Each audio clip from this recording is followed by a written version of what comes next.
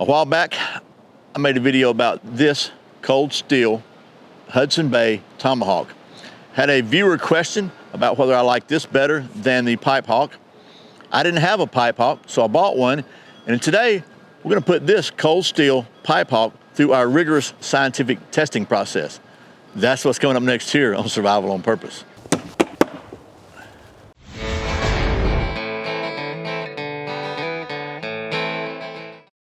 Welcome back to Survival on Purpose. My name's Brian. Thanks for joining me for another Sharp Saturday video where it's Saturday and we take a look at something sharp.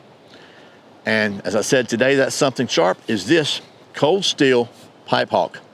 I have been intrigued with Tomahawks since I was a kid watching Fess Parker and Daniel Boone.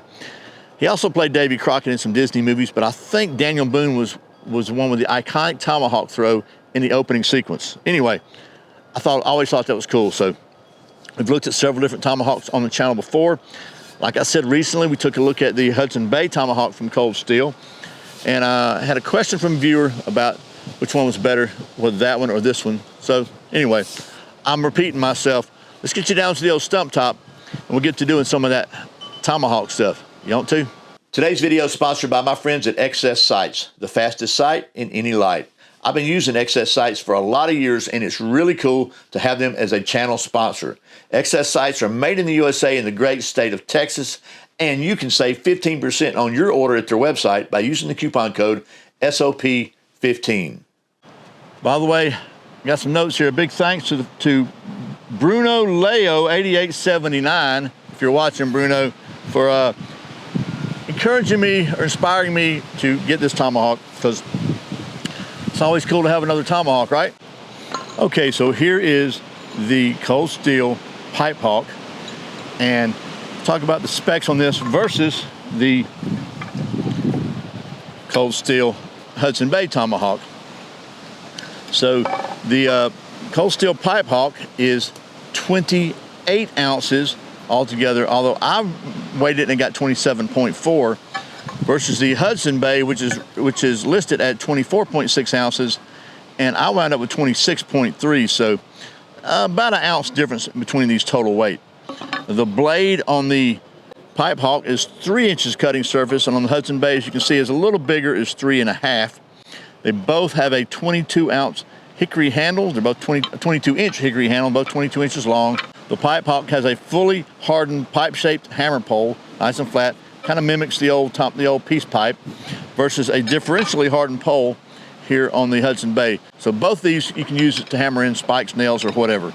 The MSRP on the Pipe Hawk is $55. It is $31 on Amazon right now, and the MSRP on the Hudson Bay is $50, and it's $35 on Amazon right now. And just as one more little bit of a comparison, although I don't have the pricing and other specs on this one, just to show you, this is the Trail Hawk, and I've got videos on this, you can look it up for the specs, but here's the Trail Hawk, here's the Pipe Hawk, and here's the Hudson Bay, so you can see it goes a little big to bigger. So there we go. Now, let's talk about this one here.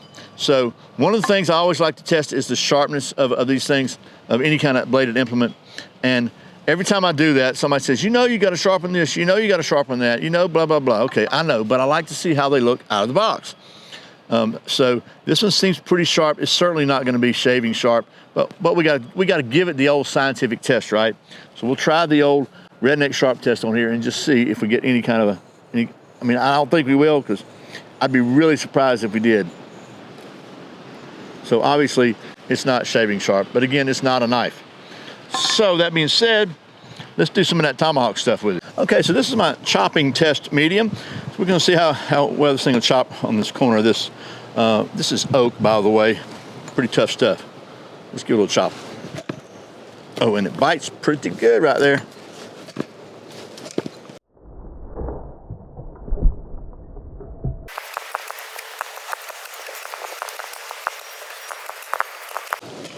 Okay, so I don't think that's too shabby myself. All right, so let's try splitting, just doing some regular old splitting with some wood here.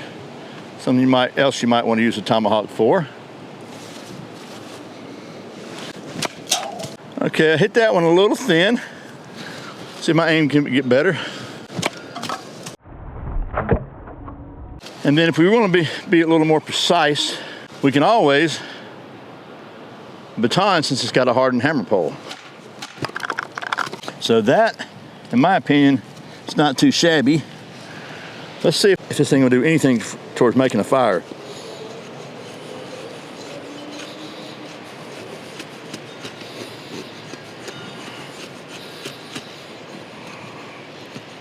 Really better than I thought it would, to be honest with you. It certainly could use a little more work on the edge to make it more knife-like, but that's kind of damp. I don't think it's going to burn very well, but certainly not really a carver, but you know we got to try some fat wood, right? And then there's going to be no really sharp spine on this thing to be able to get a strike anything with it, I don't think, but we're going to see if we can scrape a little bit with it. Let me get to the side where maybe you can see it a little better. So I'm holding it like this, trying to get a little leverage on it and scraping back towards myself to get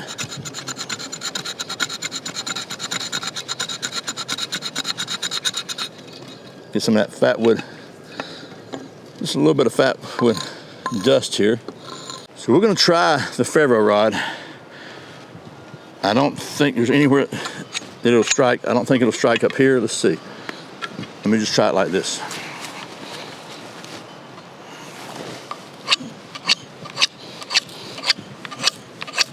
Barely.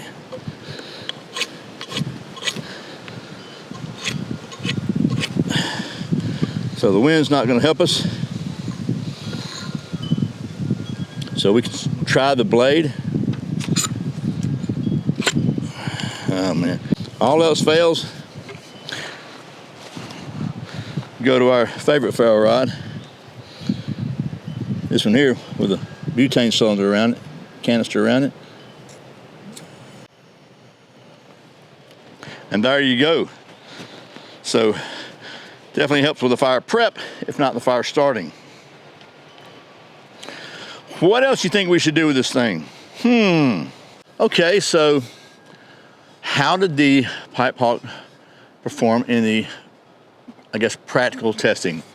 It actually chops pretty good. It's got enough weight behind it. It does a pretty good job of chopping. Not really carving out of the box, but the geometry is such that you can get a really good grip up here, and you can have the blade kind of centered where you're pushing. So if you, a little work on that edge, this thing will probably be a really good kind of a carving type hatchet. Nice solid hammer pole here. And it's very well balanced. So it did a pretty good job there. But as you know, here at Survival on Purpose, we maintain a state-of-the-art cutting-edge knife testing facility at our worldwide headquarters because we're all about the science. And to that end, we like to test every tomahawk for sure for kind of aerodynamic balance using the balance, orientation, and rotation device. You know, that's the whole reason I make this video, right? So anyway, we'll do this one. We may compare it to the other ones. We'll see. It just depends on how much fun I'm having with this one, but I think we should do that right now. You want to? Proper scientific method, right? Whoop, whoop, whoop, whoop, whoop. A little low.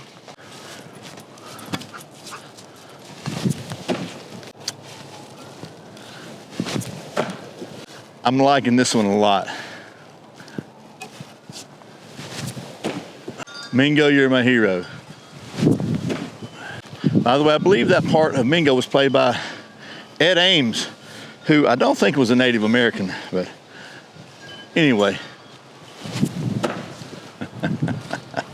Okay, that's 5 or 6 throws with no misses, so maybe we'll try them all together. So this is the Pipe Hawk. A little high. Here's the Hudson Bay. We'll try him. Ooh, I'm not leaving myself much room for the Trail Hawk. So let's see if I can not hit something else with it. Oh, baby. That was so close. When Chuck Norris crosses the road, cars look both ways. Okay, well here is the Trail Hawk that I might have skipped it. I think, I don't know if you can see that right there, a little skin. I think I skinned the Trail Hawk alongside the Hudson Bay. And finally, this is the Pipe Hawk. So this may be the very first sharp thing I've tested that did not have a single miss on the balance, orientation, and rotation device. It's stuck every time. This thing is maybe my favorite tomahawk so far. I like it a lot. It's the Pipe Hawk. Not only is it cool looking, it's got a good weight to it. And I've had comments every time I do a tomahawk video about why would you want to use a tomahawk, just use an axe. I get it, it's not an axe. It doesn't split wood as good as an axe. There's things that an axe will do, this won't do. But there's things that this will do that an axe won't do.